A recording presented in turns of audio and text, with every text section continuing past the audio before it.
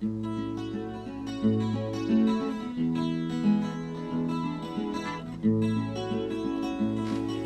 welcome back to my kitchen. Oh, such a beautiful summer day out there. Gets my mind to thinking about what makes life just that much more special. And one of those things for me, something my father taught me to make years ago. He called it French coffee. I don't know if it's really French, but that's what he called it. It's a more elegant way of doing coffee, and I really took to it, and I've been making it ever since on occasion. You make it for special occasions usually, for nice after dinner coffee. You know, if you had a nice meal and want to have something just special after dinner, French coffee. Or if you're doing a Sunday brunch, you know, out on the patio, you want to have a special coffee, well, French coffee. Or maybe you're just getting ready for work and you just want something to make this day a little bit more special to start with, French coffee. However you like, there you go.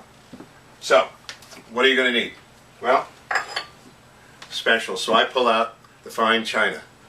Pinkies in the air, snooty stuff, you know, hoity-toity. But virtually any coffee cup, a small coffee cup will do. You're not going to be making this in big batches.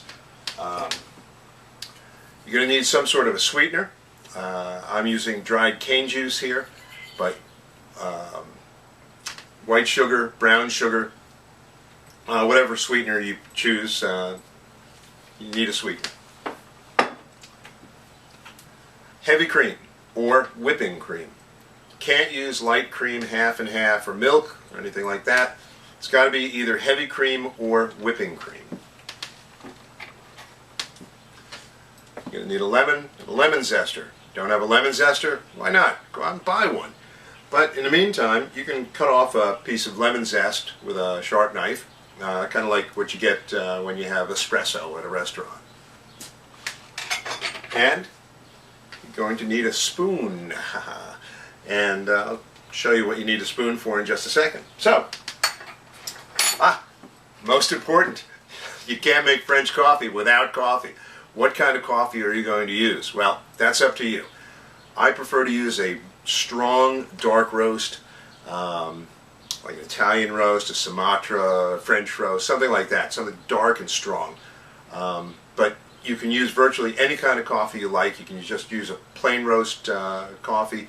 You can just use flavored coffees if you like. So I encourage you to experiment and see how this works best for you, and make your own version of French coffee. But that's what I use. So, ready to go? Well, let's get over here to the board and let's get started. Okay, so here we are over at the counter and ready to make our French coffee. Now, I've already added the sugar, the dried cane juice that I use. I've sugared it enough so I can taste the sugar in there. It's got a sweetness to it, but it's not overly sweet. Again, you're going to experiment with this and adjust it to your liking, but that's the way that I make it. Next thing we're going to do is I'm going to put some lemon zest right in there. Not too much, but you want enough in there so that it gets the flavor of the lemon. You definitely want to taste the lemon in the coffee. For me, that makes all the difference. My father didn't make it with lemon. He just did a regular cup of coffee, and but I prefer it with. I like lemon in my espresso, and I have taken a liking to lemon in my French coffee as well. So, okay. So we got that in there. That's really good. And finally, the last ingredient is the heavy cream.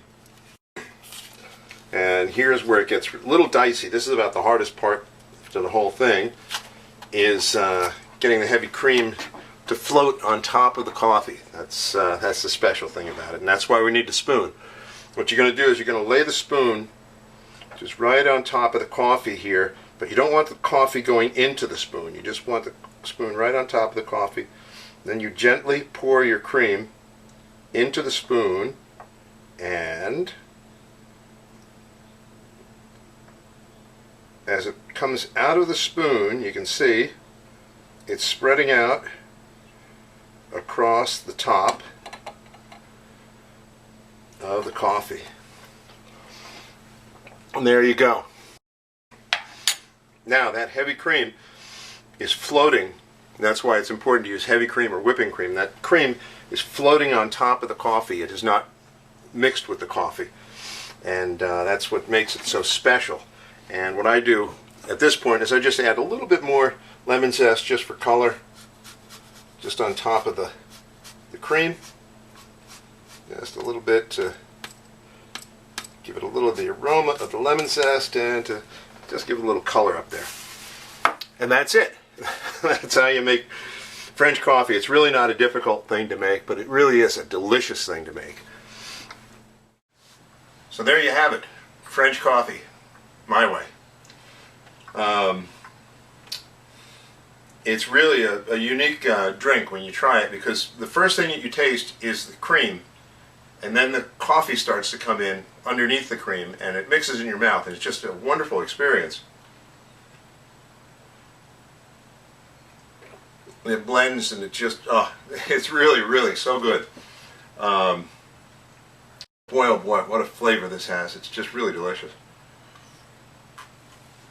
And of course, the reason that the heavy cream is required is because it has the fat content, so it will float on top of the coffee. Light cream and half and milk and all that, they don't have the fat content, so they mix right in with the coffee right away. Pinky's in the air. We're drinking French coffee. Till I see you next time, enjoy your life.